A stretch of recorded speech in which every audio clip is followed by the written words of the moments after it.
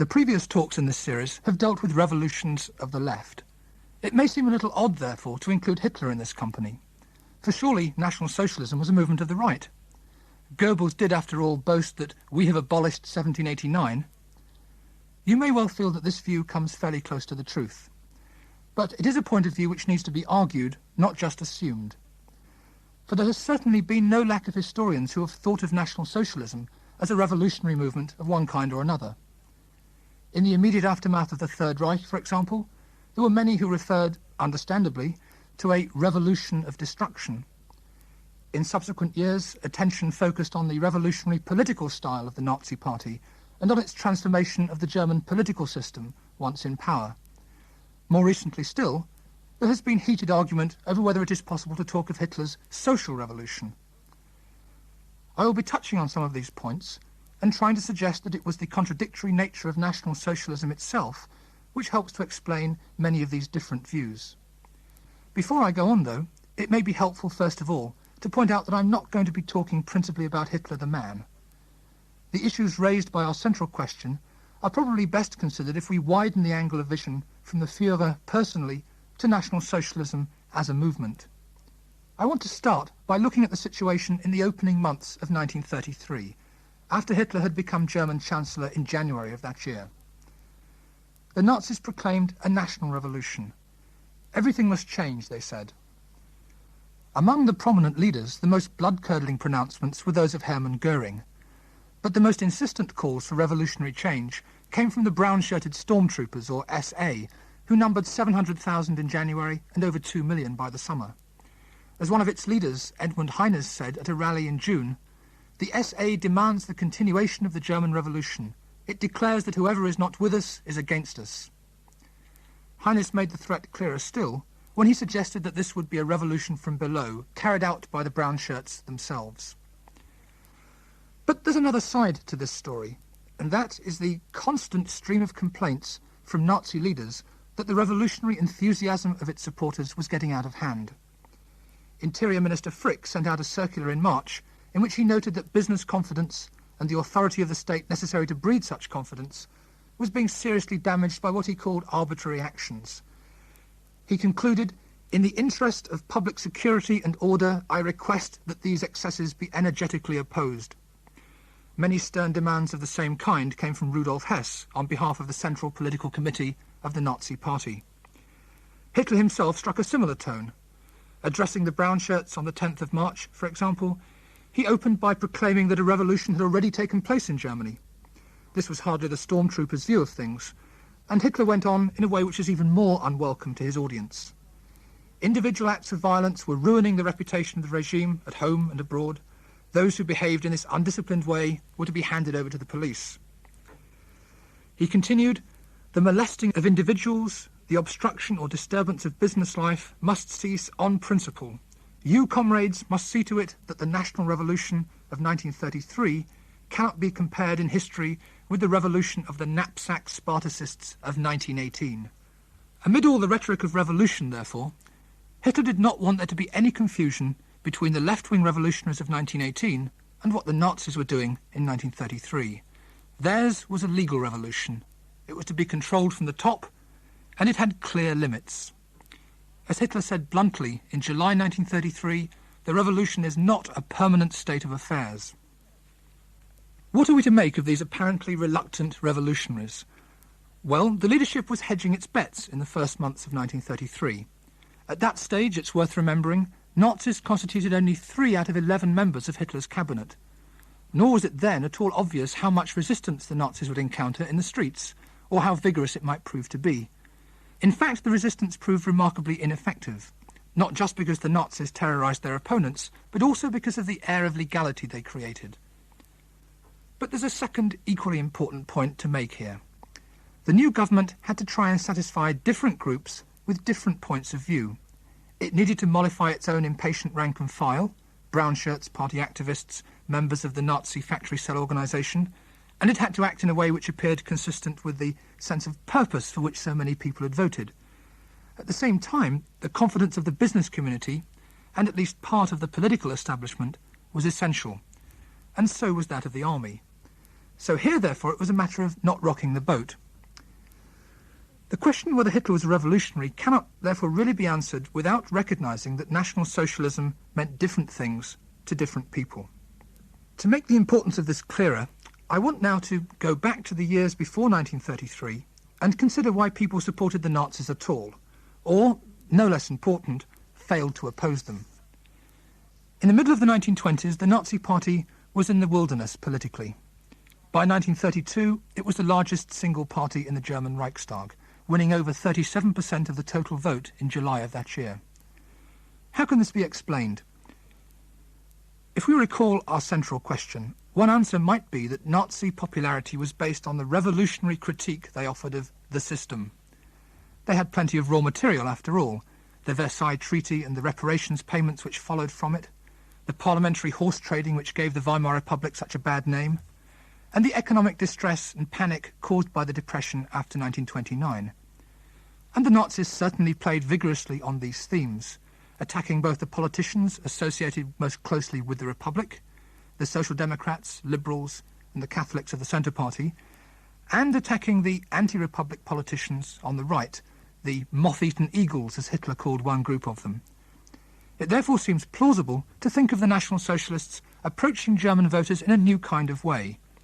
They alone, it appears, were offering a plague on all your houses, and fusing this appeal together by the revolutionary use they made of propaganda, of mass rallies, the repetition of the big lie, the use of novel techniques like broadcasts on the radio, described by Goebbels as the press of the 20th century. Now, such a view of the Nazis as unscrupulous anti-establishment gangsters, of Hitler as a kind of political snake charmer, has a good deal to recommend it. It suggests, for instance, why the Nazis were able to reach parts of the electorate other parties were unable to reach, that is, previous non-voters, a large proportion of whom were attracted by the promise that everything would change. It also captures fairly accurately the sense of dynamism, the desire for a clean break with decadence, inefficiency, which the Nazis were able to tap, especially among groups we might describe as technocratically minded, engineers, architects, middle managers, medical officers of health, people who often occupied important positions in many local party branches. But there are also serious problems with this approach. It suggests that Nazi successes represented a much more radical departure from traditional class, religious and political loyalties than they actually did. The truth is a good deal more low-key. If we look at Nazi electoral popularity, we find that it was generally very weak, for example, among Catholics and among workers. In each instance, there were strong traditions of political loyalty to another party, the Centre Party in one case, the Social Democrats or the Communists in the other, which the Nazis were for the most part unable to break.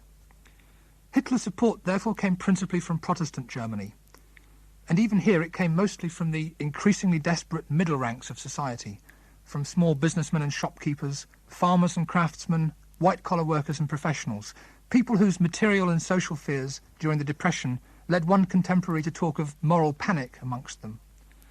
The harshness of Nazi attacks on both big business and organised labour found an especially warm response here. But these were also people who prided themselves on their respectability, their small stake in society, and the Nazis offered them not only radicalism, but also a more conservative kind of reassurance.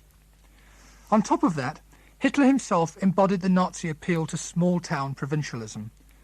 Hannah Arendt once applied to the atrocities of the Third Reich a very striking phrase, the banality of evil. We should bear in mind that both before and after 1933, National Socialism, even in its most radical guise as a mass movement, contained much that addressed itself to commonplace Philistinism and provincialism. It is perhaps not entirely inappropriate that the major Nazi newspaper, the Völkische Beobachter, should have started life as the publication of a Munich butchers' guild. There is a further important point here, and it is this. When we listen to a speech by Hitler, or even read it on the printed page, we are struck by the effrontery and the violence of the language. The brutality of Nazi anti-Semitism is only the most notorious example.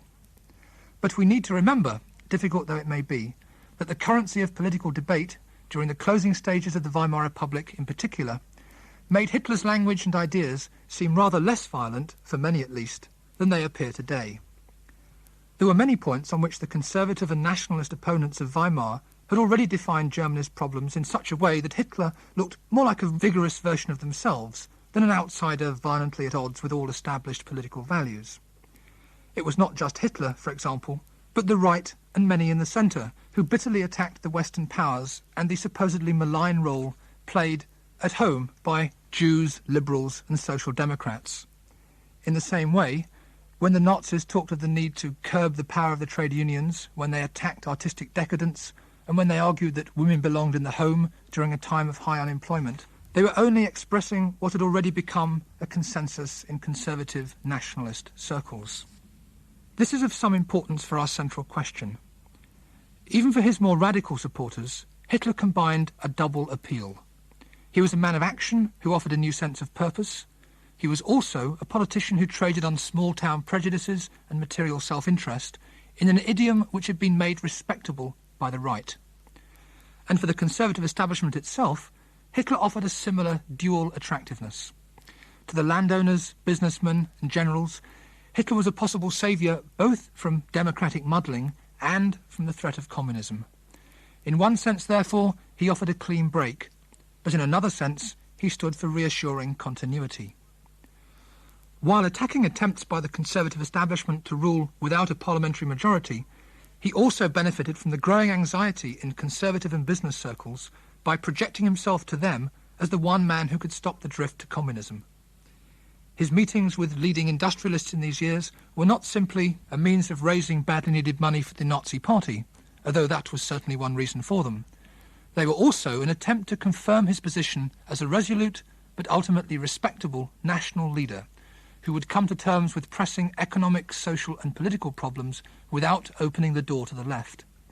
It was this calculation, as well as the memory of the ill-fated putsch of 1923 in Munich, which encouraged Hitler to stress the legality of his objectives and strive to keep the stormtroopers and impatient rank and file as far as possible under wraps. If we return then to what happened after January 1933, it is not difficult to see why the Nazis found themselves facing in different directions. Even before the seizure of power, it had not been at all easy for the leadership to balance above the conflicting interests and expectations of the party's very diverse supporters. After January, Hitler and his colleagues faced this problem in more acute form. In the case of German National Socialism, 1933 is the watershed which divides what historians conventionally describe as the difference between fascism as movement and fascism as regime. Everything must change, ran the slogan. But under National Socialism, it is clear that in fact some things changed rather more than others. The changes which took place at the political level, in the form assumed by the state, are fairly familiar. Within the first months after January, freedom of the press and opinion were curtailed, and the Enabling Act of February the 28th conferred enormous powers on the government. Individual states in Germany which did not produce Nazi majorities, even after the elections of March the 5th, which were held in an atmosphere of terror, were simply subjugated.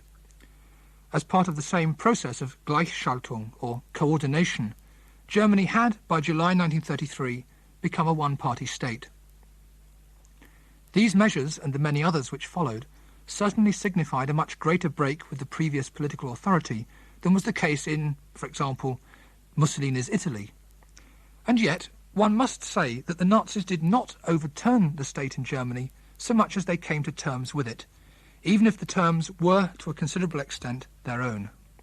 It was, after all, civil servants in the Ministry of the Interior who loyally drafted the clauses of the Enabling Act, and it was the police, after it had been purged and augmented, and the army, which was not purged at all until the very last years of the Second World War, which represented authority and law and order in National Socialist Germany, not the stormtroopers. The fate of the brown shirts is in fact very telling. Through 1933 and the first half of 1934, they became increasingly dissatisfied with the way things were going and began to call for a second revolution. But with the clear failure of any armed opposition to the new regime, the brown shirts' usefulness was diminished in Hitler's eyes. They were rather an embarrassment. They undermined confidence in the new regime and they seriously disturbed the officer corps. The so-called Night of the Long Knives in June 1934 put an end to their radical disruption and revolutionary pretensions. The Nazi rhetoric of national revolution did not, of course, cease at that point. Hitler and his colleagues continued to stress that they were bent on regenerating Germany on the basis of a people's community. And indeed, there were major changes in both the substance and the tenor of everyday life in the Third Reich. The most familiar and most repellent examples are the measures against Jews, the use of concentration camps for political opponents, and the premium which was placed on conformity. But it is also important to remember the ferocity with which the Third Reich proceeded against ordinary criminals, vastly increasing, for example, the number of those sentenced to capital punishment. The changes which occurred in these spheres can best be described as the translation into a harsh law and order doctrine of homely and narrow-minded provincial values. At the same time, it is undoubtedly true that a number of traditional social ties were broken down in Hitler's Germany, especially perhaps in rural areas. To cite just one example, local Nazi women's associations took over the charitable and social functions formerly assumed by the wife of the large landowner. Generally speaking, new organisations, in the creation of which National Socialism proved extremely fertile, offered much expanded opportunities for those who looked to the new regime for personal career advancement or enhanced prestige. Some of these organisations may also, especially among younger people, have made possible, or at least encouraged, a greater sense of personal freedom and mobility. National Socialism in power, therefore, addressed itself in a rather contradictory way to longings for both security and change. And even to the extent that these changes were real, they do not add up to a fully fledged social revolution. Private property remained very much in private hands. The anti-capitalist rhetoric of the Nazis meant, in practice, only the turning over of Jewish businesses to Aryan businessmen. Large-scale industry did especially well out of the new regime, profits and investment rising along with business confidence once the irksome presence of trade unions and the political labour movement had been removed. It was this, indeed, as much as government spending on armaments and in other spheres, which stimulated the peacetime economic recovery of Germany.